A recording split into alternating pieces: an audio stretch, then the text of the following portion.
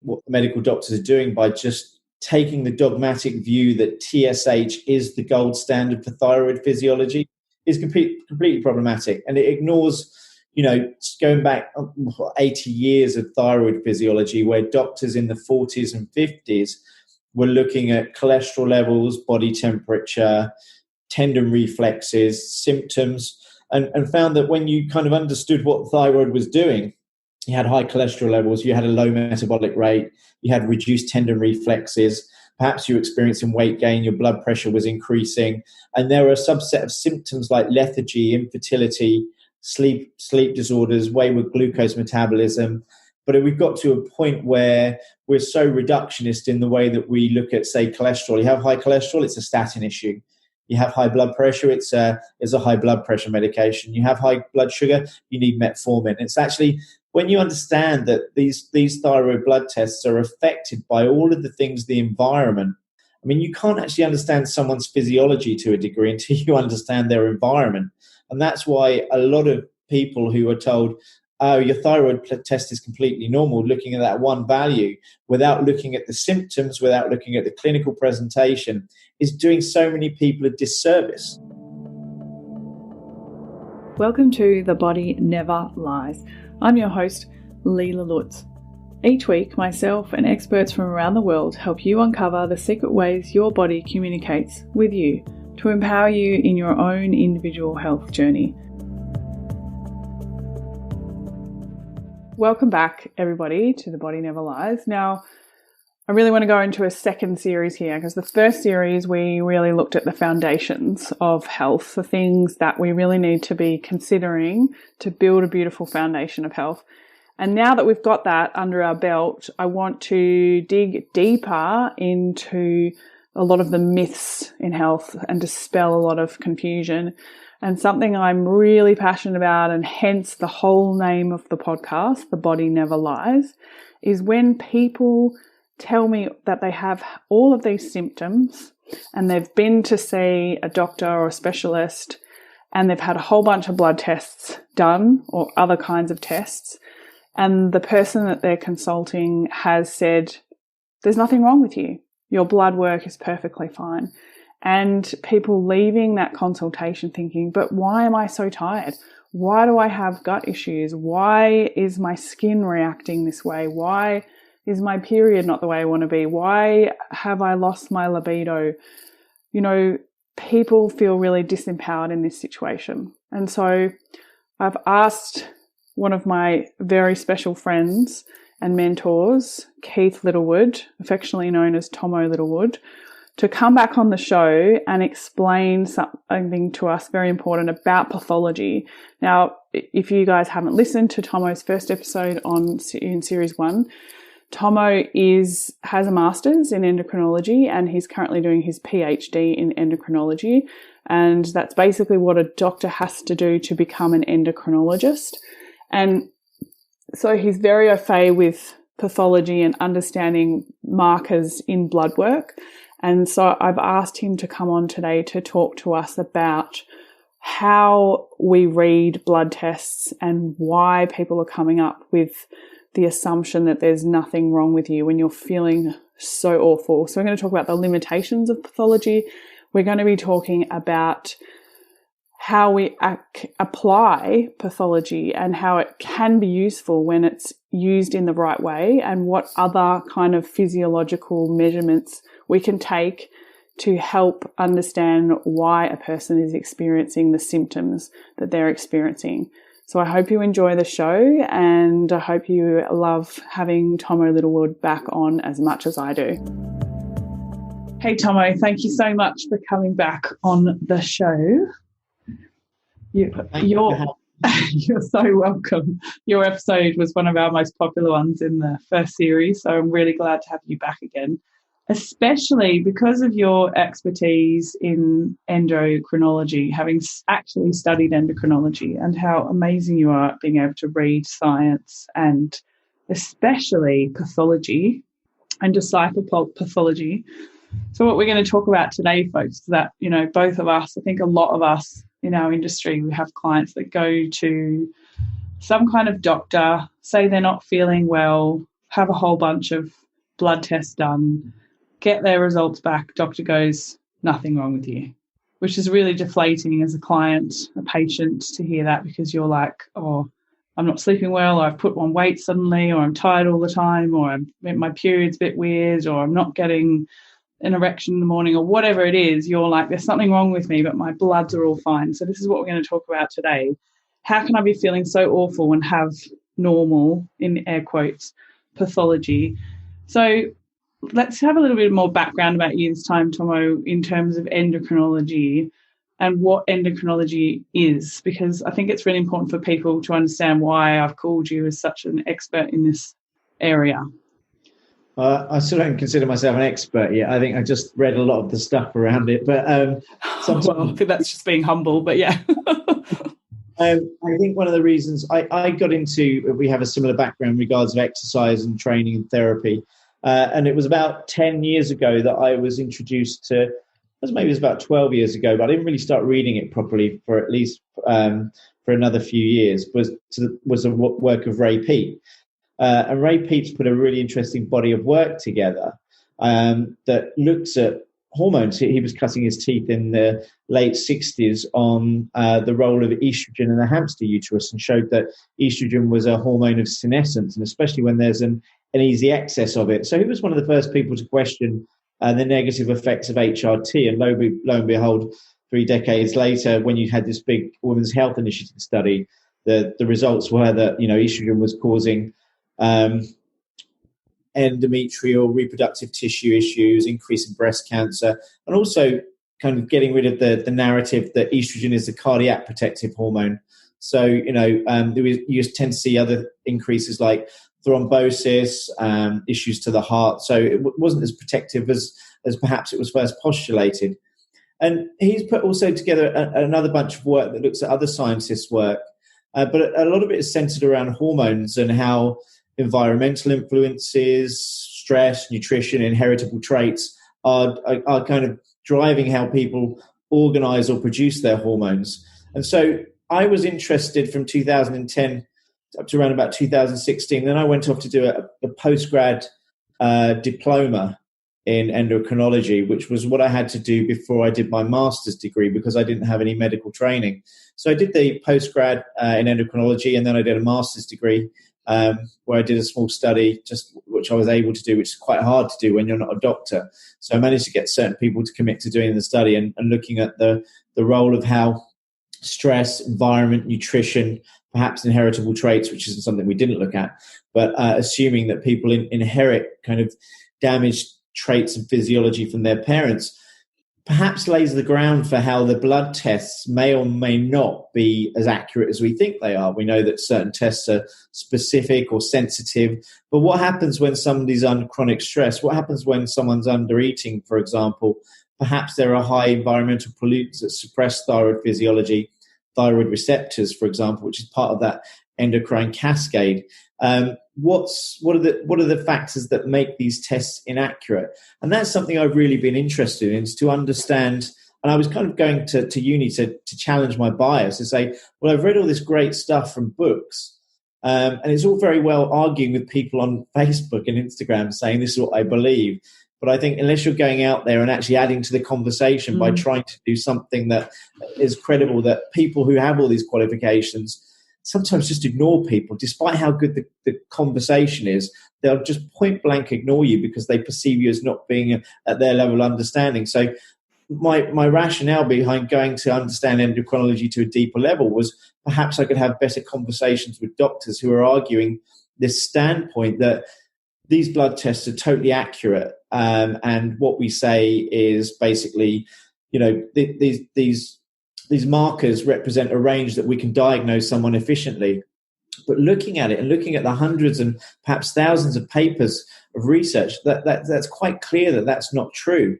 But I guess what we're trying to answer, without me going off too much at a tangent, is that really endocrinology is the study of hormones, and not just hormones, but it's really looking at how physiology is beholden to the environment around it.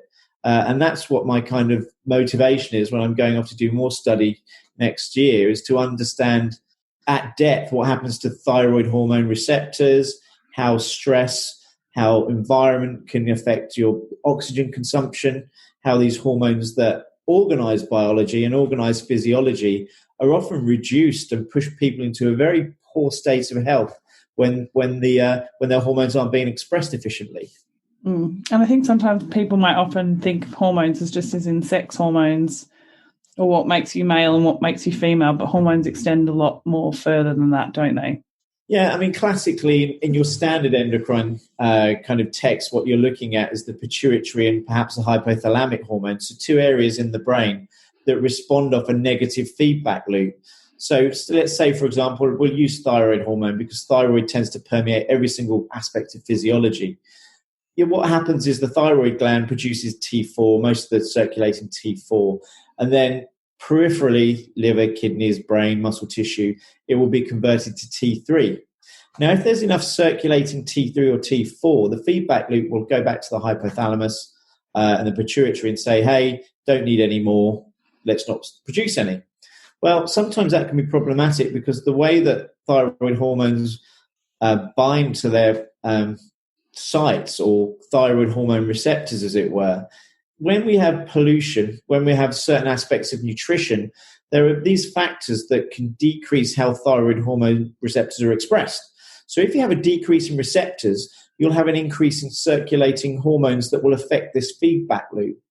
The classic example is the cholesterol receptor. And one of the most well-known symptoms or expressions of low thyroid is high cholesterol. Why? Because the LDL receptor is reduced as well. Now, thyroid hormone has very far-reaching effects. It has genomic and non-genomic effects. It has the ability to increase the expression of receptors. So physiology and metabolism from a wide variety of functions can be enhanced. So if we know that, for example, in low thyroid function, that the LDL receptor is significantly decreased, we understand why circulating levels of cholesterol are found. And one of the most well-known actions of making someone or restoring their thyroid hormone to normal is for cholesterol levels to normalize, as with blood glucose levels, as with hypertension or high blood pressure. There are many effects where thyroid hormone has resolved these. And in some studies where it hasn't, you perhaps need to consider the fact that if you haven't understood what the person's eating, how much stress they're under, what environment they're in, then these kind of thyroid blood tests can appear completely normal. And you may not even get the change. You may not see cholesterol go down. Someone's heavily inflamed because the foods they're eating or the environment they're in, they're suffering physical, emotional, or chemical abuse of some kind or some kind of insult. Then unless you make an effort to resolve some of those factors, the thyroid hormone is not a win-win situation for everybody. Throwing thyroid hormones and other hormones at a situation without changing someone's capacity or removing some of the factors that are suppressing their biology might not have that protective effect. And that's where you need to consider individual responses. It's all very well saying there was a non-significant or perhaps a no relationship from applying this hormone to this cohort of people. But if it's a small study group and you don't understand what that person's environment is like, you have no idea whether that thyroid hormone has had the capacity to do its job, because there are various blocking factors. And if you don't understand blocking factors, you have no idea if the thyroid hormone or other hormones are going to be effective. And that's a standard dogma in endocrinology, that hormones rule the roost. Nutrition very rarely has an impact on it. But we know that's not true. If we understand heart disease, we know there are certain things that increase susceptibility to heart disease. Some people say there's nothing you can do about cancer, for example. But there's lots of research that shows that liver and vitamin A have a very protective effect. And in some studies in rodents have actually reversed cancerous states. So, there's a lot of dogma about what nutrition is and how it can affect the endocrine cascade. And there are other hormones as well. It's not just thyroid, particularly in the pituitary. We do have our classic sex hormones like follicle stimulating hormone and luteinizing hormone, which stimulate the productions of estrogens, progesterones, testosterone. We have prolactin, for example. We have the adrenocorticotropic hormones as well, which lend themselves to the stress response. And we have other smaller hormones that are part of that, other hormones that come from other areas in the brain like dopamine. Prolactin is quite an interesting hormone, for example, because looking at estrogen in the blood is often a very poor way to determine how much estrogen you have in the system.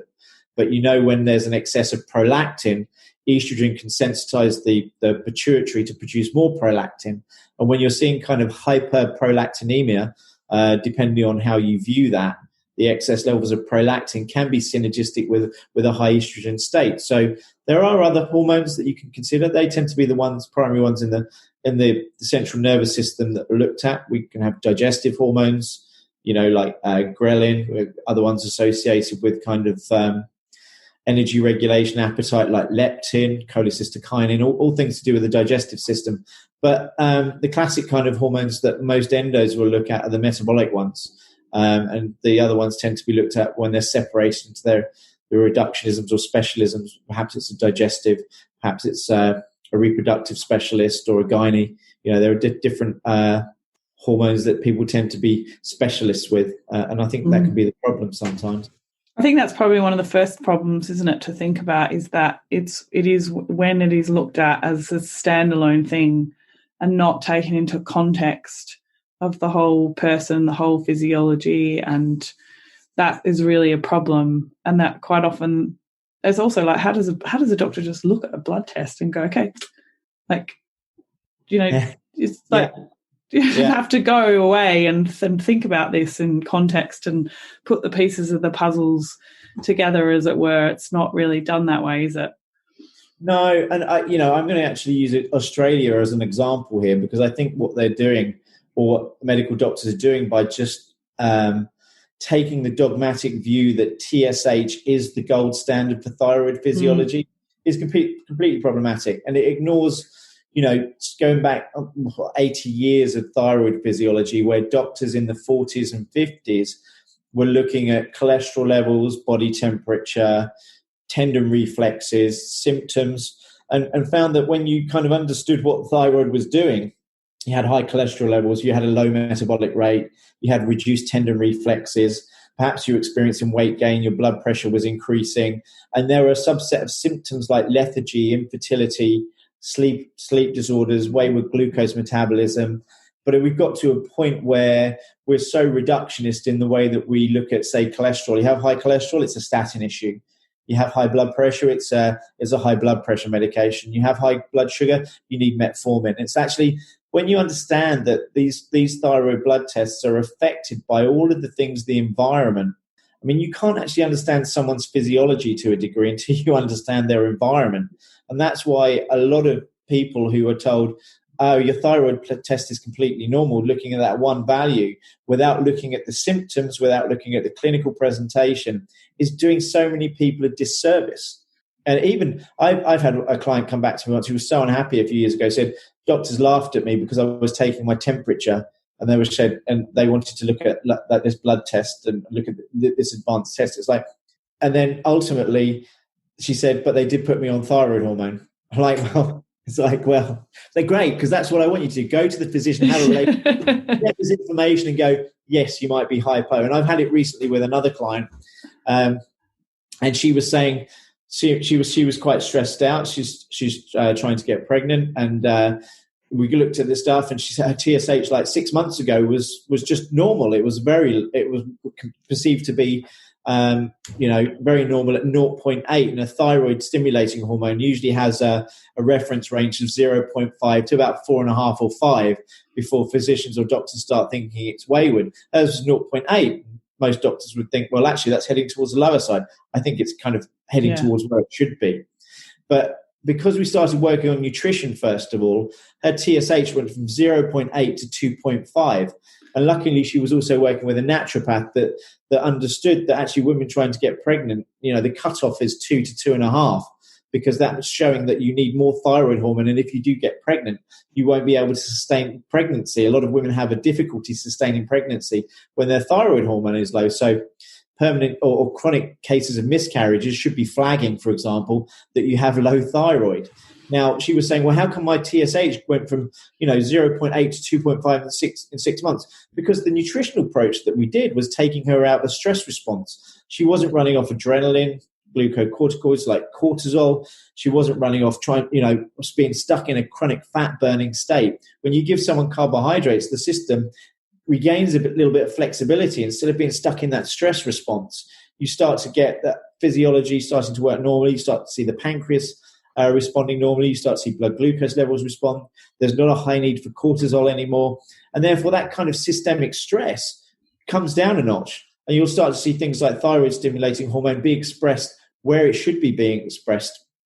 If you're suppressing physiology by running around in this stress state, don't expect these blood tests to appear completely normal. And that's what I find really problematic, particularly, say, Australia, and not just Australia, certainly the other areas, that people just look at the TSH and go, I'm not even going to look at someone's or consider other thyroid blood tests because this is the gold standard. And if you don't understand the nuances behind what suppresses TSH, then you're doing many people a disservice. It's the problems with the free healthcare system, as we were talking about before. No, I shouldn't say free, a government subsidised healthcare system, because doctors have to work within this window of doing what they're allowed to do. But if people listening, if you're in Australia, as I found out from Dr. Laura Bryden the other day, you can actually pay for them yourself and request them. It's within your right to do that. You have to pay for them, but it's in your right to do that. And that the system almost faults the practice, if that makes sense, because you've got to keep it under a radar, not spend too much money. But if you just said to more patients, I can't order it for you because there's not an indicator that we need it, but if you want it, you can have it. You just have to pay for it, Yeah, I think it's also endemic in private healthcare as well, because I still see plenty of people that, that they're just looking at TSH. If they're lucky, you might look at a T4 or a free T4 value, which is the thyroid hormone that's actually produced in the gland. And so unless you put your foot down and say, I want these tests done as well, you generally don't get them. You still see way too many people being ushered towards, statins and high blood pressure medications. I had a client I've just started working with, and he was put on first cholesterol because his cholesterol was just marginally high. And then he was put on a blood sugar medication because his HbA1c, which is kind of the glycated hemoglobin and suggestive of a diabetic state, was getting worse. And I went back and said, look, here's the research on statins. What used to be a 1 in 240 ratio of developing diabetes from statin use over the last 10 years has progressed to 1 in 7. So you're quite likely to develop diabetes whilst taking statins. And lo and behold, his cholesterol was managed well below what it should be, but his blood sugar levels were worsening. And he presented this information to his doctor, and the doctor's taken him off his statins now. I think people are becoming better educated of what they need. It's just still seen as fairly anti-authoritarian to go to your doctor and say, here's my information, what are you going to do about it? What's hard too, I think it comes back to the system as well. Like it's a 15-minute appointment, right? For the companies where it's paid. Like you would work with clients for months and sometimes even years to help them with a health thing, and spend a good hour every week or every however long looking at their paperwork and their symptoms and their physiology and all that sort of stuff. It's almost, again, the system's failing because it's 15 minutes to look at someone's health in air quotes, but you can't really do so much for someone in 15 minutes. No, and I think that's why a lot of people are kind of prepared to pay these days for either independent advice. I think functional medicine, for example, has taken a big, everyone sees it as the system to help. But I think even something like functional medicine has its problems because a lot of it's based on reductionisms and selling lots of tests and supplements to middle class people who can afford it. And I think there are the system that people need more than anything else is, first of all, somebody to listen to the symptoms, to understand what's going on, get a good history, and then you can come up with a basic intervention to start with. And usually, unfortunately, it's glossed over, is that nutrition and stress reduction is the primary intervention that most people need. And you don't get that from a medical system, because the belief is that you need medicine to create change, and most of the time you don't. Well, I think also it's really important to note that there's a lot of people who are eating healthy, who'll be listening to this going, oh, but I eat really healthy. I've worked with so many clients who are under eating because we've become so attached to this idea that skinny is healthy and that you should eat less and keep your weight down. And as long as you do that, then you're okay. I mean, I had a woman the other day whose doctor said to her, she's overweight. And she just said, well, you just need to eat less. But she was already only eating like 1,200 calories a day. And so, again, this is another problem with that reductionist view, right? That being overweight does not mean that you're eating too many calories. No, absolutely not. Yeah, I mean, it's just, you know, like you said, it's part of the problem is the time. Nobody's listening about how much somebody's eating or what type of diet they're eating. And we both know that there are probably two ends of the spectrum, and some middle ground in between is you've got the people that just eating junk food, perhaps aren't really aware or cognizant of what their diet's like. They're just kind of rushing to get food in. They eat too much of it, very high in fat and sugar, which to somebody who's kind of already overweight and sedentary, this can be a recipe for disaster, especially when you've got all these additives in. At the other end of the spectrum, you've got people who are perhaps, you know, eating really healthily. They're eating lots of kind of raw green salads, lots of brown rice, nuts and seeds. And these have problems in itself. They contain lots of anti-metabolic substances. Perhaps they have high phosphorus to calcium ratios, which can cause other issues. And there are certain kind of anti-metabolic factors to the people that are eating really healthily, this kind of zeitgeist of eating clean or, you know, eat what just, you know, everything is in its wholest, brownest, greenest form is causing more problems than itself. You know, generally lower protein. Veganism and vegetarians getting more of a look in these days without understanding what people really, really need. It tends to be based upon a philosophical argument and probably the faulty argument that kind of meat eating is destroying the environment, which it's not. I mean, just generalized industrial farming is, but that's probably another subject in itself. Let's do another podcast on that one. Yeah. So I think it's just important to understand that the first place is to start. But if you're not asking the question about what you're eating, how much you're eating, you know, what type of food you're eating, you know, all of these things can be a problem for getting the appropriate intervention that someone needs. If you've got someone who's perhaps, you know, let's say underweight, for example, and the doctor and they're suffering a multitude of symptoms, say they've got fatigue, digestive issues, infertility, and the doctor's looking at it and say, well, your T3 levels are a little bit low. Your TSH isn't, you know, that high, but let's kind of put you on a course of thyroid hormone. That person is probably just starved themselves for, let's say that example is that they've just starved themselves for so long. You are going to get downregulation of the thyroid receptors. You are going to get lower T3 values, this active thyroid hormone. But giving someone thyroid hormone in this state is missing the primary intervention that they need, which is to feel less stressed, eat more food, and then see what thyroid hormones are doing. But classically, they'll be given the thyroid hormone, and it will make things worse. And that's where the pitfalls in endocrinology and diagnosing someone with blood tests is completely problematic. And that happened to me too. I got diagnosed with low thyroid and got given thyroid medication, and I felt 10 times worse than before. Yeah, I mean, there's lots of different things to consider with kind of thyroid hormones. You know, even the notion of adrenal fatigue or hypoadrenalism. You know, if you're not understanding where someone's at from a thyroid perspective, what should happen in a healthy system is as TSH increases, so should cortisol. Why? Because there's a lack of metabolic efficiency. Therefore, you'll tend to see other factors that promote inefficiency, and therefore the cortisol will usually elevate in response to trying to maintain blood sugar levels. So the concept of adrenal fatigue could just be thyroid dysfunction, and you need to look at that differentially, but not that adrenal fatigue really is a diagnosis. You can have aspects of hypoadrenalism and poor adrenaline production, poor cortisol production. But usually remember that the adrenal glands are thyroid hormone dependent themselves. And there are usually things that you can kind of wade through to determine whether somebody needs kind of actually needs kind of more cortisol, or that actually somebody needs more thyroid, or somebody just needs more food or light or less stress.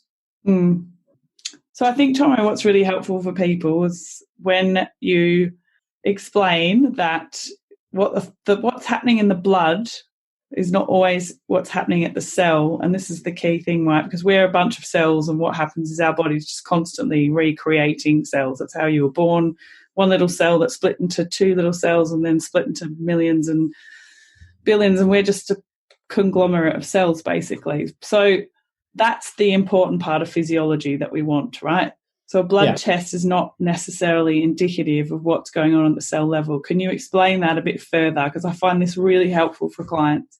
Yeah, and it's not to say that all blood tests are completely wrong and useless. They can provide a really useful window, but the problem is at the cell, we have a number of factors that are going on, and it's really hard to assess what's going on in the cell because it will be quite invasive and very expensive kits, and we haven't really developed any technology where we can look at real time within the cell. But taking a blood draw can provide some information.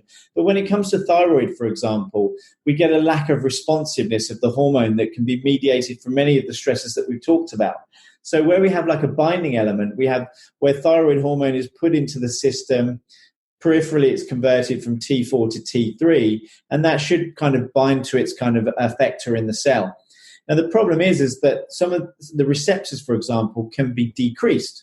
So where there's a poor availability or there's a lowering of this thyroid hormone receptor, the responsiveness can be decreased because there aren't enough receptors available. So we use the analogy of a car park and a car driving around the car park trying to find a space, and it can't find anywhere to park. So systemically, and with this negative feedback loop that we talked about, the brain perceives thyroid hormone levels as being completely normal.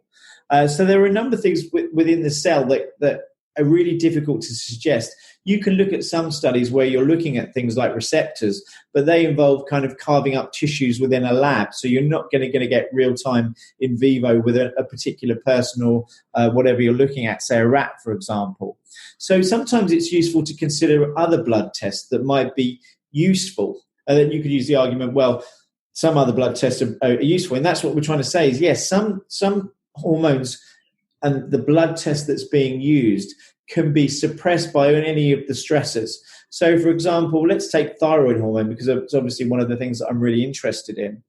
There are dozens of other tests that you could consider as part of that. We don't want you to do dozens of them because they can be quite expensive. So, but for example, if your TSH is normal, what's the T3 doing? What's the T4 doing? What's the free T4, free T3, depending on how you view the efficiency of those particular tests.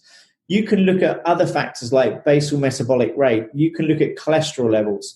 You can look at factors like parathyroid hormone and calcitonin, which are part of the regulatory system towards other parts of stress of the system that may lend themselves to thyroid physiology. You can look at prolactin. You can look at the red blood cell count. So, for example, in low thyroid, that's not always detectable by the TSH, for example, anemia and various types of anemia are part of low thyroid function. Why? Because your ability to produce red blood cells is significantly decreased. That's where aspects of the RBC or the red blood cell count, like hemoglobin, mean corpuscular hemoglobin, mean corpuscular volumes, red blood cell distribution widths, all these components of the RBC can give you an indicator. Also, kind of low iron can be part of that. And that's where you might be looking at, say, ferritin levels to give you a different differential diagnosis. But most people appear anemic when their thyroid is low because of the ability to produce red blood cells are significantly decreased. You could look at other blood cell tests like C-reactive protein to look at endemic levels of inflammation. One thing that you might see from people that have poorly organized biology is, these high cholesterol levels, aspects of inflammation, production of kind of immunomodulatory kind of aspects like interleukins as well. So these tend to be higher, particularly interleukin-6, when thyroid physiology is decreased. So there are other windows into function that you can look at. You can see people, like I said before, with high glucose levels. You might see poor insulin responses. You might see high blood pressure. And all of these factors can lend themselves to getting a better picture about someone's thyroid issue combined with the symptoms. And I think if we're never really going to be able to get a really good understanding of what's going on in the cell, but if the blood test isn't giving you a good indication because this negative feedback loop appears normal, then look at these other indices. what's really important, looking at the symptoms and the clinical representation of someone can give you an idea of where someone's at. And I think we tend to, some people do, ignore this clinical presentation, and that's where people come away going, it's all in your head, and it's really not in your head. It's just in the clinician's head, who can't pull their head out of their backside to look at the other things because they believe that this small arbitrary window of function is the gold standard, and it's often not. I think it's really probably important to explain to people what thyroid, because it's so prevalent, like unbelievably prevalent in clients, low thyroid physiology. And remember in our last interview, you said, probably millions of people have low thyroid function and don't know about it. So I always explain the thyroid to people as it's like the controller of how much, how little, how many, how often of everything else is going to be made in the body. Is that a good way that you would describe it? You probably got a better explanation for me. Yeah, I mean, it's a good starting point. Everybody seems to think that thyroid is just about metabolism, but it's not. It's present and a driving force in morphology of tissues. So if you have hypothyroid parents, which many people do, the ability to pass on those low traits and also to disorganize growth of the fetus can lead you on to earlier disease susceptibility. So there's some studies that I looked at that showed that hypothyroid, even subclinical hypothyroid people, could actually lend themselves to decreased pancreatic morphology and growth and embryogenesis as we go through this growth phase of the developing fetus. If there's not enough thyroid hormone, the organizational capacity of the fetus to grow into a normal, healthy human being is decreased. And all you need is something from an epigenetic expression, the environment, having conversations with someone's physiology to lead them towards type 2 diabetes or even type 1 diabetes. Pancreatic damage, when we see, viruses or kind of other insults exert their influence on someone, and then we see something like type 1 diabetes occur, people aren't thinking about what the parents have passed on to their children. They're looking at genetic tests, unfortunately, and saying, yes, you have this genetic test.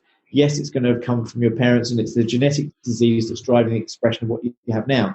Not perhaps some form of damage that's been passed on, and then some other factor in the environment that's driving that. And what thyroid does, it helps to offset the susceptibility to disease for all tissue. Every single organ in the body has thyroid receptors. Every single tissue in the body is able to use T3. The adrenal glands are T3 respondent.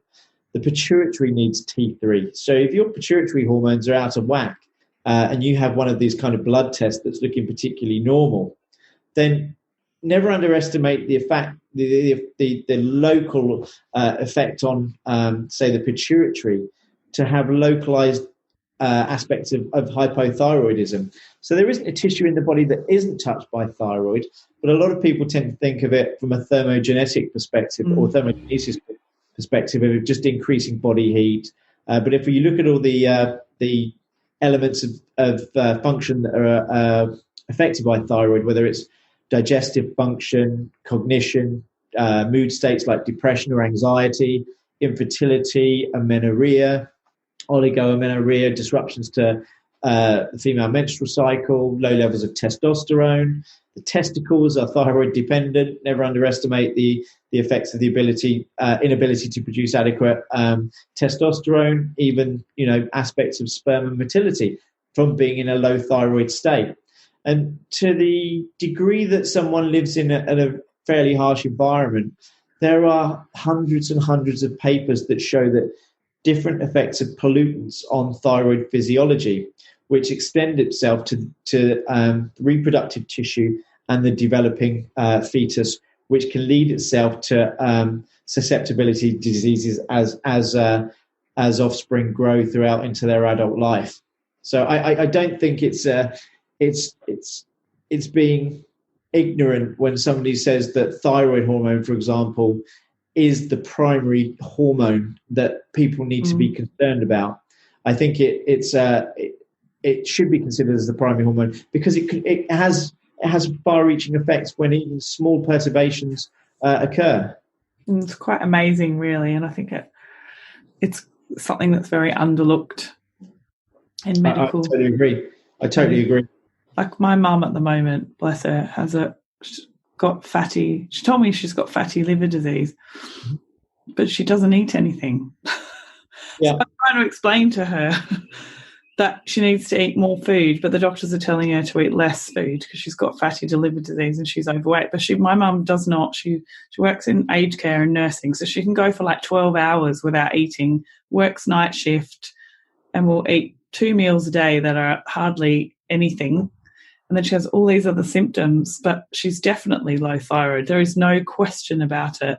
If you look at her body shape, her other symptoms, all that, but her TSH is normal. So, but how can someone who has 1 or 2 biscuits a week have, and not drink and not eat packaged and processed food, have fatty liver disease? Yeah, and I think, non-alcoholic fatty liver disease is a key component of low thyroid function, stress being the driving morphology. With females as well, that the incidence of high estrogen can lend itself to kind of liver dysfunction as well. This kind of concept that estrogen is lost at the menopause is balmy as well, because even if you have a small amount of adipose tissue, and even not necessarily have too much adipose tissue, you can still have high estrogen levels that can be seen in, say, other blood tests like prolactin. You can see changes to things like sex hormone binding globulin. There are other tests that you can look at. But when you get infiltration of kind of fats, particularly unsaturated fats in the liver, thyroid is able to kind of help you to detoxify and metabolize estrogen and metabolize fats as well. And when you're kind of stuck in this chronic stress state, the liver it's a fundamental piece of the puzzle, because you produce most of your energy. You store glucose, glycogen there. You have your energy production system, and that is ultimately lowered and made sluggish in a low thyroid state. So it's one of the key organs that gets affected first, like the heart, for example. The slowing of the heart rate is a key sign of low thyroid function, and that can be even below something like, in some studies they've suggested that normal heart rates in hypothyroid people can be anything below 80 beats per minute. And so when you're starting to get into the 70s and 60s and 50s, and some cases the 40s, you imagine this slowing of function, this bradycardia, this low heart rate, that extends to the organs like the liver. The heart rate is slow, the energy production is slow, the thought process is slow, movement is slow, the ability for muscles to contract and relax is reduced. That's why you get these kind of stiff, painful muscles, because there's not enough energy being produced by active conversion of thyroid hormone to get reaction and responsiveness. And that's what thyroid hormone does. It makes every part of the body and most of the organs function efficiently. But ultimately, if you don't get enough energy in, you will suppress thyroid function. And that's a classic case where you may see chronic stress show up as normal or even fairly low TSH values. And that's where anybody who just looking at TSH, for example, will say, oh, you're hyperthyroid. We need to watch out what's going on here. And even people that there are certain nuances with hyperthyroid people who are chronically burning fats as a fuel, running off adrenaline and cortisol, can actually make you look like you're hyper when you're actually hypo.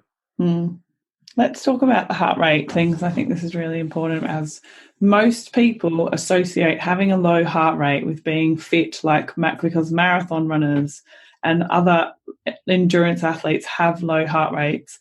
Now, I think there's still a lot of people that don't understand this. So when someone comes to me and they've got a low heart rate, that's a red flag for me, especially if they're not running marathons. But let's talk about this, because it's still seen as being healthy, having a low heart rate. Yeah, I mean, let's kind of put a stick in the sand and say that there's no doubt that exercise is healthy for people, and people should move, do something that they kind of enjoy doing. The problem is that everybody sees fitness as the foundation for health, but it's not. Health is the foundation for fitness. And to the extent that you keep doing more fitness will dictate whether your physiology is healthy or not so healthy. You use the example of marathon runners and people who run long distance. Actually, what some of the studies have shown is that long distance runners, particularly over and above marathon running, have more coronary artery calcification than people who are sedentary. Now, the issue is that if you're running, you're involved in high-level exercise, there's going to be a certain trade-off that you're not going to see from sedentary people. So you'll generally see cholesterol be a little bit lower. You'll see blood glucose levels be perhaps where they should be, and even perhaps hypertensive or blood pressure values appear normal, because the person who's involved in this exercise is exercising 5 or 6 days a week most of the time, and they can mask what's actually going on with their health. So one of the things that you might see is this low heart rate. Now, an adaptive function of athletic training is an increase in cardiac output. So you'll have generally a stronger heart, you'll develop a more athletic heart, which doesn't necessarily mean it's always going to be helpful, because this is where we see some of the coronary artery calcification start to occur. So in hypothyroidism, bradycardia is a well-known sign. You get a decrease of the heart rate, which can go into the kind of 70s and 60s. Not to say that people with up to about 80 can still have low thyroid. If you're more prone to running off adrenaline and cortisol, you may be masking your low thyroid state by running off adrenaline, because as the body heads towards 35 degrees, it will start to perceive a level of hypothermia. The body doesn't like getting cold, so one of the first things it's going to do is ramp up the production of adrenaline and cortisol to warm you back up. Because if you get towards 35 degrees, you start inactivating certain enzymes, which means your physiology is going to be going towards a very kind of unproductive state. And so that's where you'll see the kind of mirroring of the stress response. But getting back to runners, what tends to happen is that when you see people who are pushing it, they're doing either a high volume of exercise, and you're doing excessive breathing, lots of mouth breathing, passing out lots of carbon dioxide. Although you're having a low athletic response to the heart, what tends to happen is your susceptibility to this coronary artery calcification increases. And that is probably perhaps one of the key flags that's not being picked up, because not many people have coronary artery calcium tests. They'll have their cholesterol tested. Oh, that looks great. You have your blood pressure tested. Yeah, that looks okay. And you have your kind of blood sugar levels. And you would expect those to be relatively normal when there's and you're less prone to being overweight because you're exercising all the time, right? And a lot of people, when they stop exercise, they start gaining lots of weight. And that's a good sign to say, well, actually, perhaps what you're doing is not the right thing, because your system isn't healthy. You're just using exercise as a prop to keep you going, to keep your body temperature up, to make you feel better throughout the week. I mean, how many people do you know, you say, have you ever tried stopping exercise for a week? And they go, no, I feel terrible. My body seizes up. I get really moody and irritable. That's because you've been using exercise as a prop. And these people with the low heart rates can actually use this kind of excuse of exercising on a daily basis, and you'll see this low heart rate. So I think it's useful to understand, and what the studies have shown, that particularly these long distance volume exercise people generally have what's called a coronary artery calcium score, or a coronary vascular score, that's generally above 100. And when you start seeing up towards 1,000, you're 10 times more likely to have a cardiac event. So exercise can be protective, but what it does to your kind of CV system needs to be analyzed, because you might get more fibrosis of the heart. You might have what's perceived to be a healthy heart, but unless you know what's going on from perhaps a coronary artery score, you don't really know. And that's why you see some people that run marathons and will drop dead, for example. There might be something inherited or genetic. There might be something that's a development of the training. And the people who start younger with that kind of type of training tend to fare better. But I think when you see guys that are going into, I've never run a triathlon before and I'm 50, I'm going to start doing that. These are the guys that are pushing themselves to more stress because they don't have that base conditioning.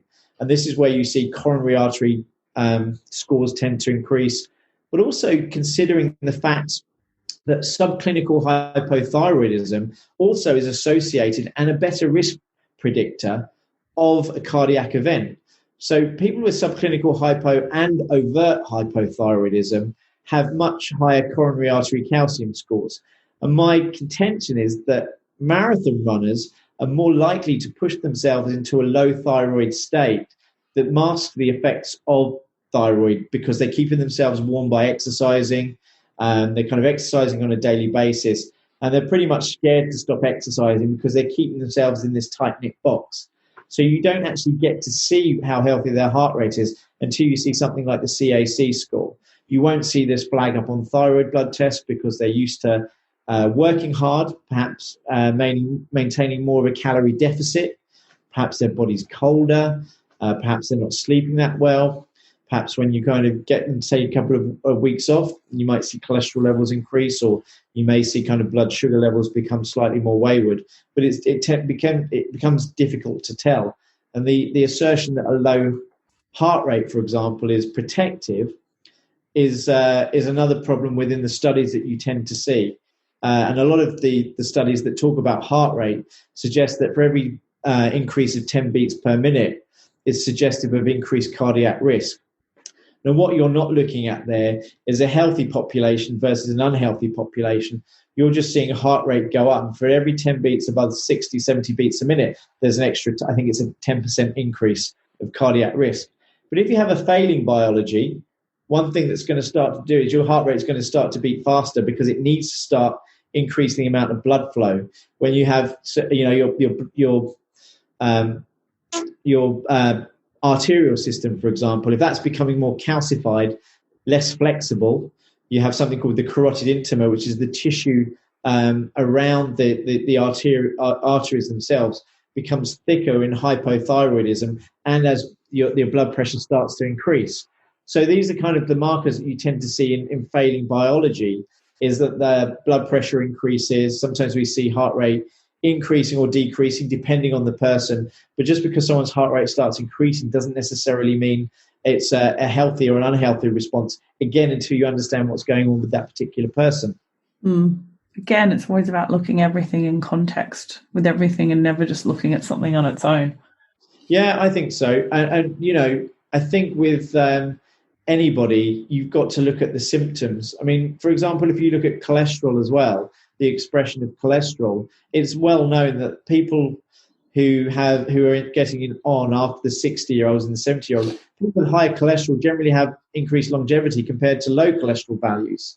You know, this protective notion of managing cardiac risk by using statins, and there's been talk for years about, say, for example, of a poly pill where it's a combined blood sugar, blood pressure, and cholesterol medication. Wow. Yeah, right. And what it's trying to do is mitigate the risk, but the numbers needed to treat to make that effective is it's quite high. And then you start treating people with very mild symptoms that have no benefit, will actually still develop some kind of cardiac event despite being treated. And so what we've got to look at is how well people age. And I kind of use the current kind of viral issue as like, I think we can look at perhaps the how we value or how we interpret how advanced a civilization is by how robust their aging population is. And if you look at people that are succumbing to viruses and this kind of peak, or there were kind of issues related to mortality over the last 2 years and flu seasons, this kind of high rate of people dying who have comorbidities like high blood pressure, diabetes, high cholesterol, they're people that succumb to viruses, whether it's a flu virus or it's a novel coronavirus. These people's biology is failing. And I think the more people that we're tending to see with this failing biology is an indictment of how a lack of advancement in older people is occurring. And we're seeing a lot of people susceptible to kind of fairly minor insults like flus and things like that. So I think you've got to look at the context of the person and what actually increases someone's robustness, what symptoms they express, because then you can go around developing relatively unique interventions. But still we come back to food and stress modulation being the primary foundation for those. I think my dad he said to me once, "Oh, we're so, technology is so great. We're living so much longer." And I said to him, "No, Dad, we're just dying a lot slower." Yeah, it's true. And that's the notion with statins as well. And I'm coming back to statins because with statins and cholesterol modification, there's a big study that came out last year that showed that people actually with higher cholesterol values between 210 and 250 actually live longer than people who are aggressively lowering their cholesterol value. And that's the thing, is that cholesterol it's a building block for tissues. It's an antioxidant. It's the primary steroidal pathway for all the hormones. So pregnenolone, DHEA, testosterone, progesterone, estrogens even. You need adequate cholesterol production. And when you start messing around with that, you start to mess around with the integrity of the cell, because the cell's part of the outer layer of the cell is a component of cholesterol. And so when you start messing around with that, you're starting to kind of mess around with structure and function of cells that are going to perhaps equate to decreased longevity. But the notion is now we're getting into this kind of, what's an anti-aging? Well, we've seen that perhaps blood sugar medication like metformin or cholesterol can perhaps increase longevity. Well, actually, no, it's not. Then that's not what the substantial amounts of literature suggest. When you start tinkering around with that, you're decreasing factors. If you're arguing that you're reducing cardiac risk, understand why that cardiac risk is there in the first place. If someone's arteries are calcifying, that's a stress issue, that's a thyroid issue, that's a nutrition issue, that's an environment issue. People have heart disease risk is increasing because of the developing world around them, and perhaps high levels of junk foods, for example, or even under eating. There can be different contexts to why people are expressing that. So I think from a longevity perspective, is you still see so many people say what works in fruit flies or C. elegans worms, and expecting it to extend to human beings. And what you can do is, if someone does have heart disease, yes, you can perhaps decrease the likelihood of a heart attack in someone who's likely to have one soon. But then we're trying to extend that and say, well, actually give someone statins, that will reduce cholesterol and increase their lifespan. It's like, well, that's a very reductionist approach to biology that doesn't seem to pan out over time. My next questions I want to ask you about are saliva tests, because they seem to be the next best thing in functional medicine, especially for hormones, cholesterol, estrogens, all the stress hormones. People doing all these saliva tests, and is it the Dutch test? Is that what it's called? And all those things. Oh, it's a urine test. All right, so saliva test, urine test. We've got all these other tests, and I find it quite amazing actually, because I feel like sometimes people come and see you and they've had so many tests done, and no one's ever asked them what they ate. But anyway, let's talk about saliva tests, and are they effective? What do you think about them? How do they differ from blood tests? I stopped using saliva tests a long time ago. Yeah. I mean, I kind of, I wouldn't say that my approach is a fail-safe. I do look at history. I do look at aspects of basal metabolic rate, and I stopped using saliva tests because the concept of, say, adrenal fatigue, for example, is that for most people, sometimes the test that we were looking at was based upon a day or two, and it's like you're getting a very small window. And again, if you're using a saliva test and you haven't been eating, what do you expect your cortisol to be doing? If you had a really bad night's sleep, they're not. They can be a useful indicator, but again, they're reduced. But saying someone had adrenal fatigue from a saliva test, I think, is one of the most problematic use of tests that you can have. And I'd much rather look at. I very rarely get clients to do tests unless foundational approaches work. So working on food, light, sleep, getting someone to be explorative and kind of develop their metabolic flexibility, even retention of carbon dioxide. Work on getting somebody the basics first of all, and then you might find that their tests, if you do need them at the end, you're going to get a much better result. But taking lots of tests, even saliva tests, for example, and expect them to be accurate can be completely problematic. So I think it's the same way as looking at a blood test. They can give you an indication, but it might not always be the exact indication or even a good marker of where the person's at. And this is why I find, say, looking at something like an organic acids test and, looking at urine is like looking at someone's serotonin turnover. Serotonin can be upregulated in the stress response, and therefore you're then trying to modulate serotonin through 5-HTP or certain vitamins that might help out with that. I mean, we can get so reductionist on tests we can spend thousands of dollars of people's money to come up with this very fancy nutrition schedule that they don't often need. And whether that's saliva testing, urine testing, sure, they can have a place, but make sure you're using them in the right place and not wasting people's money. And I'm not saying everybody does a test for financial kickbacks, but there's certainly a substantial amount of people that are running those tests and do get a kickback. I'm not saying everybody's concerned about their bottom line on that, but I just think tests can be useful, but they tend to be overused, and that's why I tend to use a minimum amount of testing. I think that I remember too once doing the saliva test for cortisol and having to get up in the middle of the night and do one. And I was like, I was standing in the bathroom spitting into this thing going, how the hell is my cortisol not elevated right in this minute in the middle of the night where I couldn't sleep anyway because I was so stressed about missing my cortisol test in the middle of the night. Well, even just the basic concept of white coat syndrome, is it, where so many people are nervous when they're going to the doctors for a blood test anyway. I'm sure a lot of doctors have got their heads screwed on right and interpret that. And I do hear plenty of cases where doctors say, yeah, you're a bit stressed right now, but let's try it another time. And, lo and behold, the test has come down. So not to say that testing doesn't have its purposes, and it's really down to the kind of savvy of the individual clinician who's using a specific test. So the Dutch test is testing for hormones, and I find this is a really common one now for women who are struggling with period pain or not getting pregnant or, all this sort of stuff. It's not something I use, but I've been referred to people to me who've have had them done in the past who do. The Dutch test is quite new too, isn't it?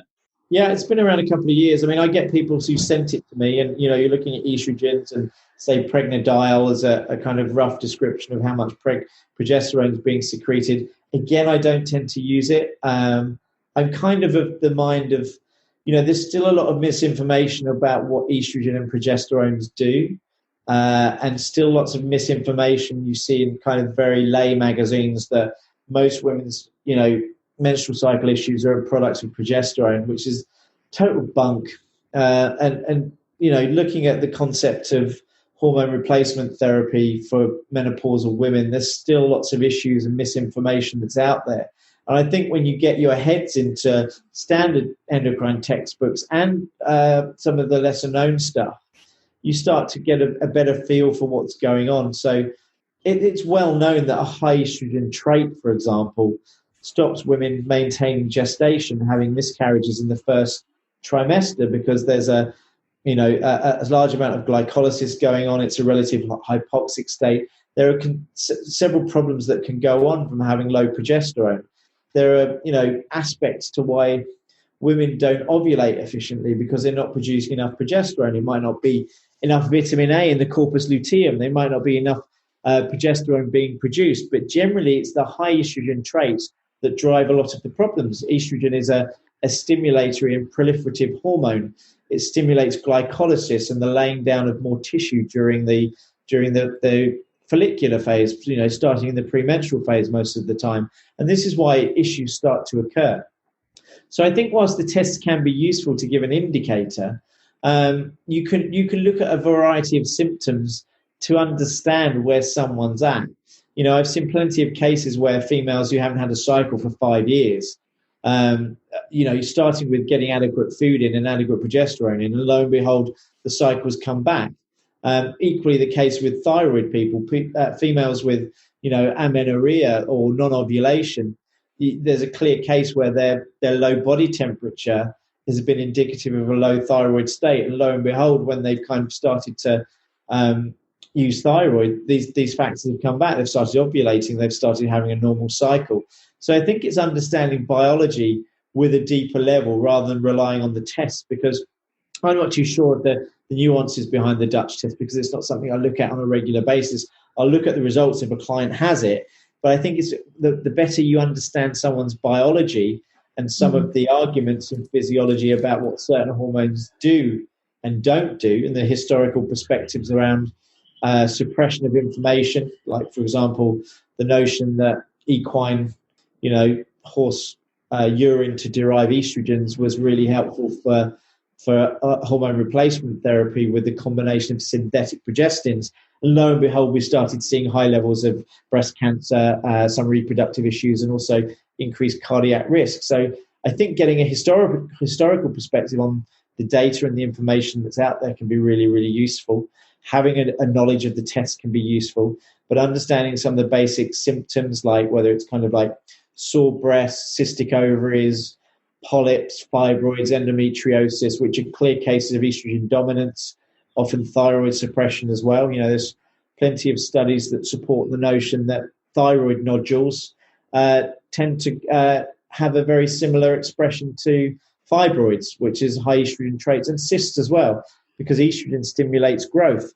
And when you have increased proliferation in tissues, this is why perhaps like thyroid cancer, which tends to express in a normal thyroid blood test, is perfectly normal, whether that's the thyroid blood test being inaccurate, or perhaps the stress that someone's under, or the notion that the thyroid blood test is just completely off. It's not a useful indicator when high levels of estrogen are around. And, one of the well-known indications of high estrogen is that it suppresses thyroid hormone production, TSH, in certain values. For chronic people, it can go up. But in more acute, and I use the timeframes or temporal variations of kind of acute and chronic, but it depends on the person and what they're experiencing that determines these kind of timeframes for them.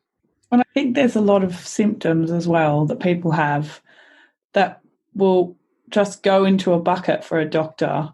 I've worked with so many women who are my age now, so any woman who has a hot flush assumes that she's perimenopausal, whereas a hot flush can just be an adrenaline response, a low thyroid response, and so then you get these poor women chasing all these tests, spending so much money, having a total, emotional crisis because they think they're in menopause at 40. Yeah. And then you actually get them and you sit them down and say, well, you only eat 1,200 calories a day. You're running around, you don't do anything for yourself. You're just, can we talk a little bit more about that too? Because there are a lot of symptoms that people say mean one thing, but they could actually mean 10 different things. Yeah, it's normal. I've certainly seen clients in their 20s experiencing menopausal type symptoms. And like you say, is if you're not eating enough, you'll suppress ovarian production of progesterone. Most females' issues related to kind of menstrual cycle irregularities, mood, kind of even fertility-based issues can be the suppression of progesterone. Now, you're going to produce progesterone primarily in the ovaries, but to the state that you're low in energy, stressed, you're going to be, instead of the progesterone receptors where progesterone should bind to can often be overridden by glucocorticoids, cortisol, and glucose going to that particular receptor. So there can be many issues that drive that response, but the stress response can be substantially part of that. Even in menopausal women, the hot flashes can be avoided. You'll get increases in estrogen, sometimes not just the well-documented, I say well-documented notion that estrogen is going low, but think about progesterone, loss of progesterone at the ovaries. The adrenal glands can produce a certain amount of progesterone as well. Sometimes there can be hot flashes induced by increases in nitric oxide, which can be part of the stress response as well, particularly if you're not able to regulate blood pressure efficiently. So there can be a number of factors that lend themselves to this kind of stressed out state. And to the degree that you express them, you might be in your 20s or 30s. You probably even see more even in their teens, given that you're seeing reproductive ages kind of come down substantially, which are a product of environmental estrogens, inherited stress traits that can be a product of that. That you tend to see. One of the most common themes that I tend to see in a lot of my female clients, not necessarily all the time, but is some form of disordered eating in their teens. And that kind of sets the scene for kind of, altered reproductive tissues and whether it's cystic ovaries, whether it's mood-related issues, whether it's chronic undereating or malnutrition. These are the kind of foundations that lend themselves to this stress state that often go into menopause, which decrease the age of going into menopause and lend themselves to the kind of stress state. That's why you see a lot of females saying, wow, hey, I've got my menopause. Well, here comes insomnia, here comes hot flashes, here comes feeling crazy. I've seen some female clients breeze through the menopause when you give them the right thing that they need. It's not necessarily that you need to go through this kind of intense kind of badge of honor of feeling really crap, because it can be avoided. I think it's very key, isn't it, that these, one thing is we're not great at talking about this stuff as a society. I've actually got a sex therapist who's going to come on and talk about why we're so bad at talking about physiology of our body. But, we suppressed hormone physiology for so long that anything out of the ordinary, we don't take it as feedback. We take it as another thing to do something reductionist, don't we? We don't, it's like when you start off as a teenager, and I was the same, when I was 18 having chronic period pain and I got put on the pill, and that's the solution to everything. Yeah. And the fallout of that, this kind of dogmatic belief that, hey, you can come off the pill and everything's fine. You see a load of things kind of start getting worse because you've been suppressing your physiology for so long. And, some clients have seen that they come off the pill and they haven't been able to get pregnant. This kind of belief. And, it is a problem. There's obviously a huge societal thing. I think the press and media need to take their fair share of blame for producing crap publications that make people feel crap. Where just as much male issues these days. You see the increase in orthorexia and trying to be as healthy as you can and lean as you can. There are certainly kind of belief systems out there that have been created by the media and kind of unrealistic perceptions of what people should look like. Yeah, I think I do notice the orthorexia with men a lot more now, definitely a lot more. Let's talk about men for a little bit, because I think we so often talk about female hormones, but we don't talk about male hormones. And even if you're trying to get pregnant, if you go to a fertility specialist, the woman gets tested first. The man doesn't get tested, unless there's nothing wrong with her, and then he gets, what I mean? It's a very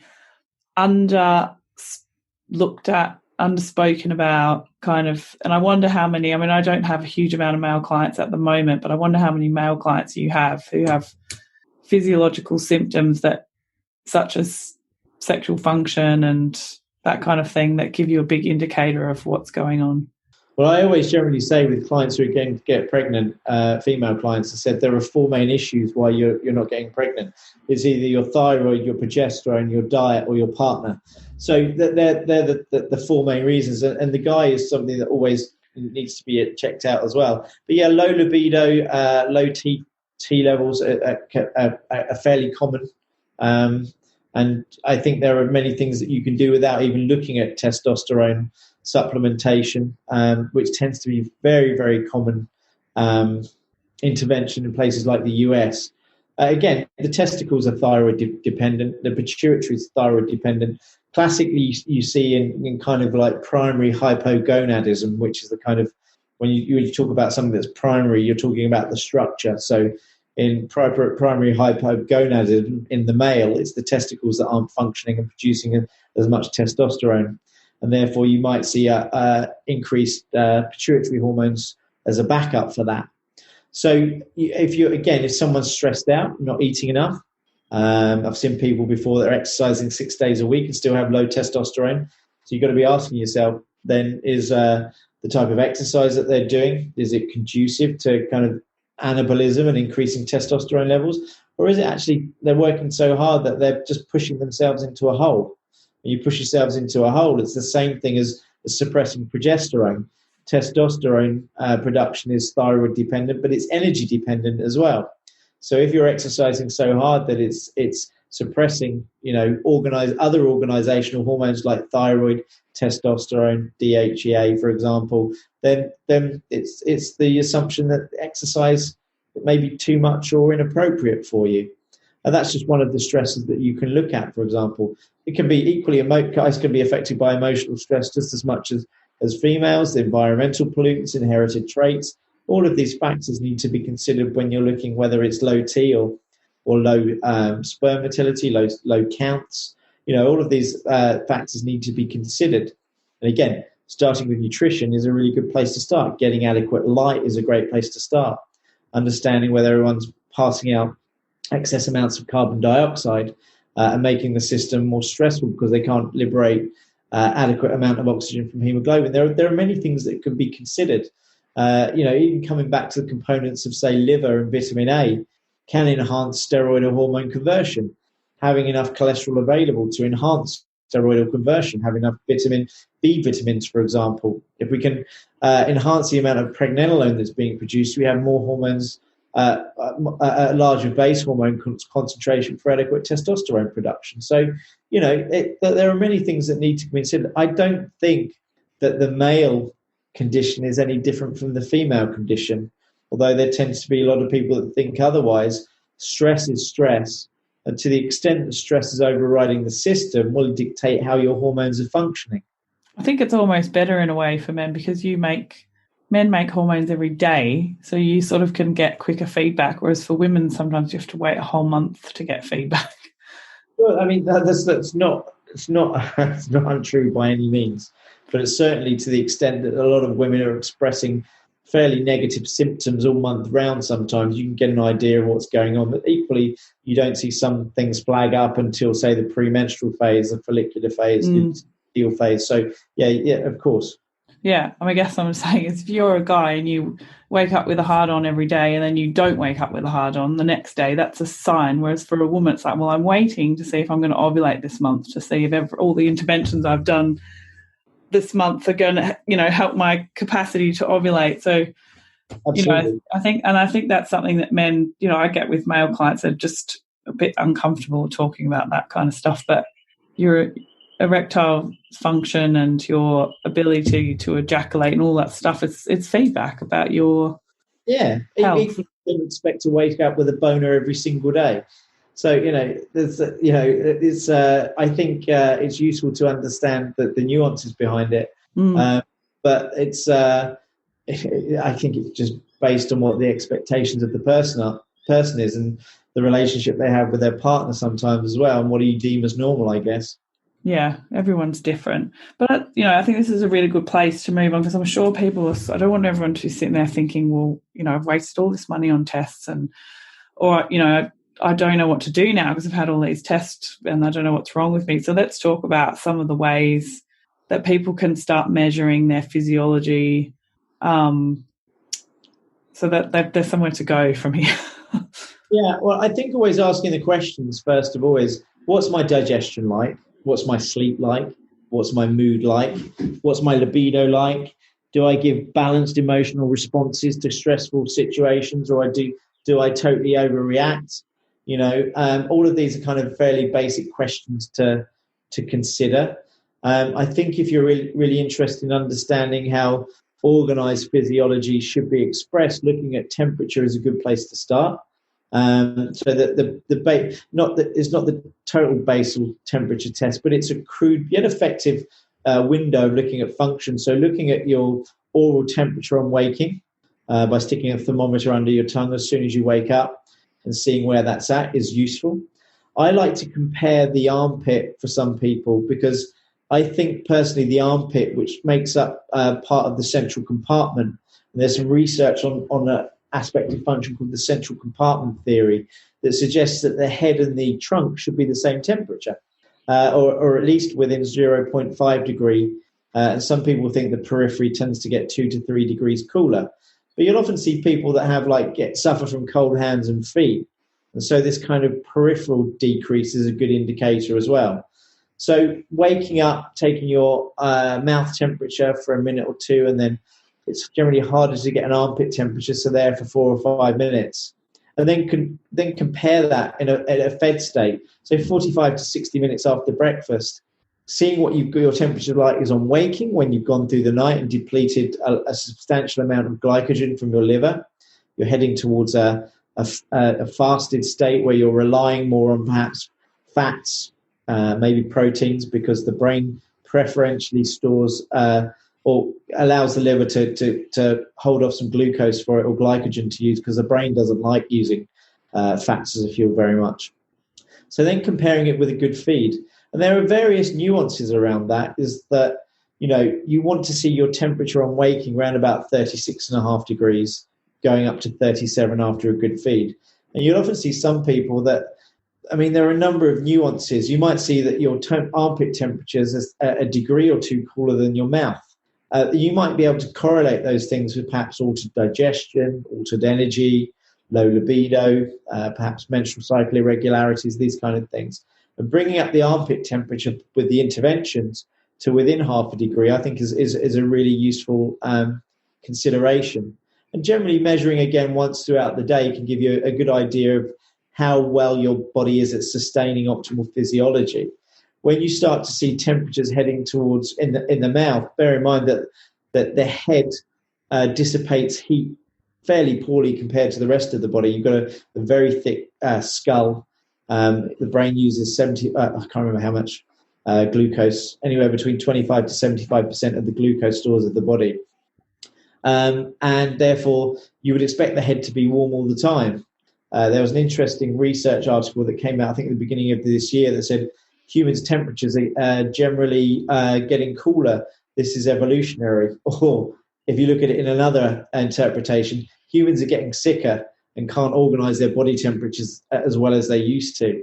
So typically mammals have a standard temperature of around about 37 degrees, and endotherms mammals regulate their temperature relatively tightly. And as I said, when we start to see temperatures head towards 35 degrees, which you will see a lot of people with these low temperatures, they will correlate significantly with this lower metabolic rate, this low stress state.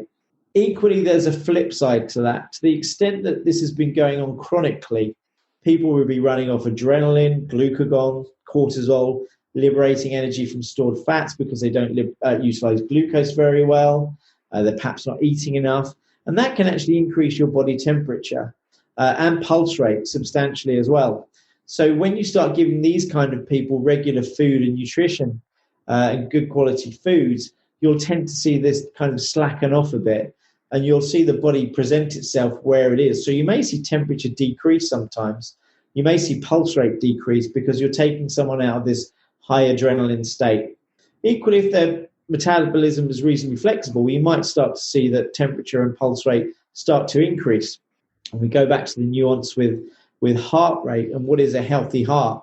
Well, generally my perception that a healthy heart rate is between 70 to 85 beats per minute. And that's based upon concepts of something called the staircase effect. So a healthy heart tends to beat regularly with a regular solid contraction.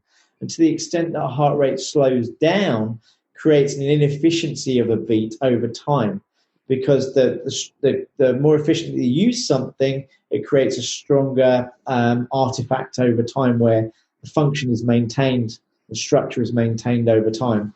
And that's why with hypothyroid people, where we see their heart rate start to decrease, what you'll tend to see is this kind of fibrosis of the heart.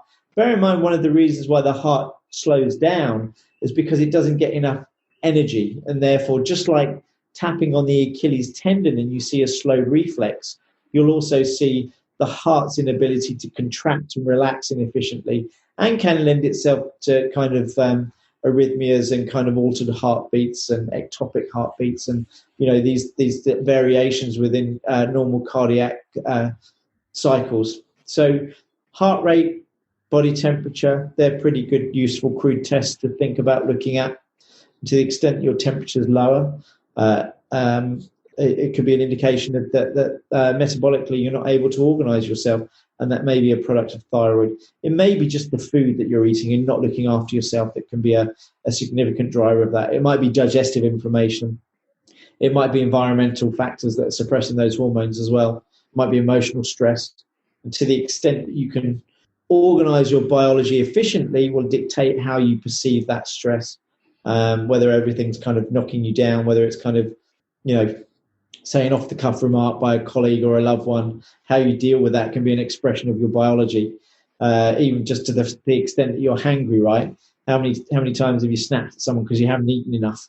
These basic kind of markers of function from mood can be a good driver of whether something's working or not for you. So can you explain a little bit for people about the body heat thing and how that is relevant? because I find this really quite pivotal for clients who think they're really healthy and all of a sudden see that they're just absolutely freezing. And why the temperature, like I always explain it to clients like a log cabin in Alaska, and the fire is in the middle of the house, and if you're at 35 degrees, it's basically just embers just burning. And so if you were in the house, you would be freezing. You'd have to go and sit on top of the fire. Whereas if you put a nice, beautiful log on the fire and you got it to 37 degrees, the whole house would be warm. And when the house is warm, that's when energy is efficient. You're detoxing, you're pooing, you're making sex hormones, you're burning off excess weight that you don't want. It's that burning. Is that the way you would describe it? Or yeah, I think that's a really good analogy. And I think, when you look at function, the classic symptoms of a low energy state are slower movement. Now, you can do that to any part of the body. So you talked about digestion, bowel motility is decreased. You think about thought processes, brain fog, cognition, that tends to be decreased because you can't process stuff efficiently. Energy to the brain is lost. Your ability to contract and relax muscles is lost. And so that heat becomes essential to optimal function. Neurotransmission is enhanced when your body's at 37 degrees. To the extent that your body cools, we see lots of aspects of function lost. And anytime your body heads towards 35 degrees, as I said, you will start to respond by producing something called uncoupling proteins. You have 4 uncoupling proteins, and each of them responds slightly differently, but they're a response to stimulate heat that's inefficient. So when you uncouple something called mitochondria, which is the cells, you end up producing more heat but less energy. So it becomes a bit of a disruptive cycle. So instead of producing energy for all these processes like thinking, moving, farting, shagging, arguing, whatever it is, these processes are lost because all the body cares about is keeping the body warm, which is the stress response that can be induced by uncoupling. Now, to the extent that you keep your body warm and away from that will keep your physiology in a normal, efficient manner. Hence, you'll see cholesterol normal, you'll see blood pressure normal, you'll see glucose normal, you'll see menstrual cycles normal, you'll see thinking, tolerance, explorative behavior kind of be in a normal domain. You're more inclined to do your hobbies, to go out and socialize if you're a sociable person. Some people obviously have different kind of traits and qualities. But I think to the extent that your physiology is maintained and you're kept warm without relying on the fallback mechanisms of stress physiology, will be dictated by how much food you intake, how warm you keep your body, how well you're able to keep your thyroid maintained. And the thyroid is the key component of thermogenesis and optimal energy production. And to the extent that we can use glucose and fats as a fuel within the mitochondria, maintain that metabolic flexibility, is indicative of that efficiency from a warm body. Does that make sense? Yes, it totally makes sense to me. I hope it makes sense to everyone listening. How does that, because I know everybody wants to lose weight, how does that translate to weight loss? Well, because this is the key, right? Is losing weight at 37 degrees, not being skinny at 35 degrees. Sure, and that's where you see, concepts like fasting, or even say ketogenesis or low carb diets. You can get some reasonably good weight interventions and weight loss short term. But to the extent that you keep going back to that, it's well documented that low carb, perhaps even ketogenesis, certainly low carb, that you will decrease thyroid receptors, you will decrease T3 production, which is our kind of optimal working thyroid hormone. The extent that you keep going do that, you can keep your physiology in a tight box. But that intervention, each time you do it, usually reduces the amount of function that you have. And many studies have shown that even after refeeding, the thyroid hormone receptors take a long, long time before they come back. And that's why kind of studies have shown, say, ketogenesis, for example, that people on a long-term ketogenic diet have developed hypothyroidism. And that means your ability to utilize fats and carbohydrates as a fuel becomes significantly decreased because your metabolic machinery is decreased substantially. Your ability to use fats as a fuel is significantly decreased. And when you do, you have such a a large production of kind of lipid peroxides, which can further enhance the damage to this metabolic machinery.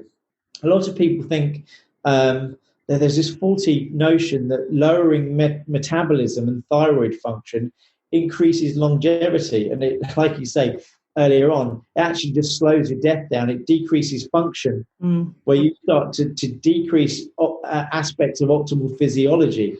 So actually, what some of the studies now have shown that centenarians with higher thyroid levels are much more robust, less frail, and perhaps have slightly longer lifespans than people with less thyroid hormone.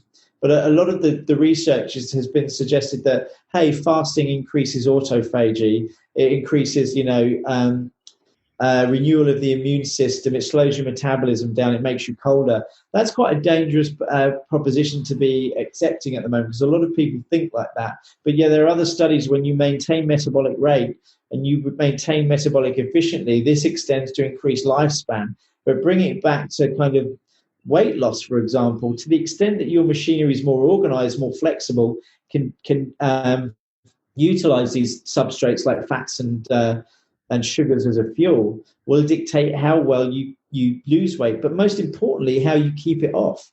If you're going through a very strict regimen of eating under 1,000 calories a day or skipping plenty of meals, and you're noticing that actually things aren't heading the way that you want them to, that's because thyroid is being suppressed and your ability to regulate function is constantly being suppressed. But that's the kind of hole that people get themselves into.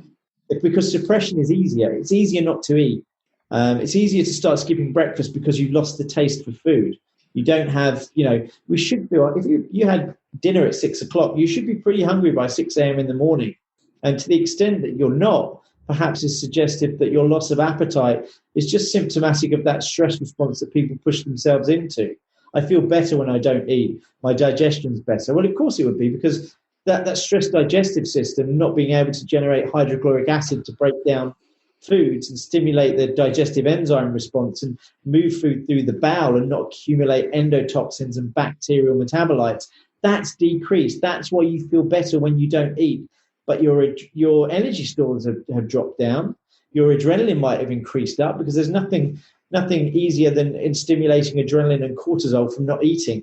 But to the extent that your body can deal with that over time, there's often not a lot of people can keep doing that over time. And hence weight loss is often becomes harder and harder.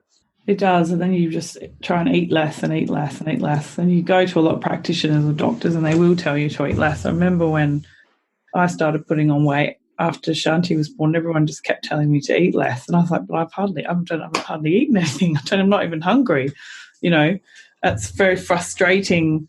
I think, I want to underline that for people, is that generally when you have a issue where you put on weight, everybody will tell you to eat less, and you just have to not listen to them, because you could actually do yourself more harm. Yeah, and unfortunately that's the way that we tend to perceive function. And one of the more difficult things, particularly for females, when you start trying to restore function, to the extent that your body's been in lockdown for the last 10 years, you've been keeping it suppressed, you've been kind of in that stress physiology response, gaining a bit of weight is the hardest thing to do. But, I brief plenty of my clients saying, I'm not saying you're going to lose weight, but some females need to gain more weight for function to come back. For you to maintain deep sleep, have a regular menstrual cycle, have a balanced response, poop every day, for example, that's energy dependent. And if you've been suppressing energy intake just for the sake of weight loss over time, then you should expect that a healthy amount of weight gain is perfectly normal. And that could be many kilos sometimes. It can be. Oh, Tommy, this has been so interesting. I'm always interested in what you say. Apparently, everyone else thinks you're interesting too, because your last podcast had so many downloads, so it's not just me. I'm known to ramble, so feel free to rein me in. I'm tangents and garbling, so... No. I think it's really good. I think for any of the practitioners listening, something that's really helped me with my clients and my career is doing Tommos functional endocrinology course. I can't recommend it highly enough. And then we've got this great group that we have chats in and about what's going on with our clients and how we can help them and measure them. And what's also really good is if I do have a client that I don't know what to do with, I've got Tomo who I can personally ask to help me. So any practitioners listening, I highly recommend that you check out Tomo's functional endocrinology course. It's probably a bit heavy going for the layperson, isn't it? Yeah, I mean, there's two areas. There's like a basic membership for the layperson where I try and put everything down in kind of simpler terms. Yeah. And then the kind of more advanced stuff, which kind of takes some of my experience from my kind of masters and postgrad and looking at other great scientists like Ray P, Albert St. Georgi, Gilbert Ling, which I don't fully understand his work fully. I think it takes many years of reading. So I try and put my own interpretation down. I kind of think I've put some stuff in there that's helpful to some people to understand some of the nuances behind it. And so, having the Facebook group is useful to discuss some of the stuff in there as well, for sure. And I think even on your blog, like you've got some really good articles about, like, so if you do go to the doctor and you think you might have low thyroid physiology after listening to this talk, there's even a really good blog post that you've got about different bloods and but looking at blood tests, not just looking at TSH. What happens if your TSH is fine but you're still feeling pretty average? Obviously you can do body temperature and pulse like Tommy's been talking about, but I find that blog post, I send that to clients and they're like, oh yeah, okay, that makes sense to me now why my bloods aren't so good, because I can correspond it quite easily with what you're talking about. The blood tests is a good one. So thanks so much again, Tomo. My pleasure. That's Tomo. You'll find Tomo at Tomo Littlewood on Instagram, and have a look at balancedbodymind.com. Just .com, isn't it? Yeah. For the course and for full practitioners and for lay people, and get on there. And thanks, Tomo. We'll see you again on the show because I'm sure I'll think of something else I want to ask you for everyone.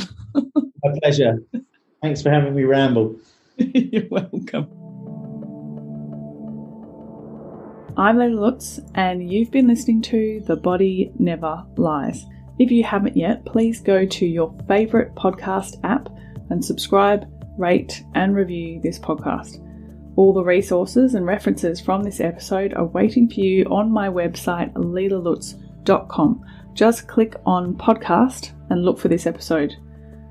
Now join me next week for another episode of The Body Never Lies. Thank you so much for listening.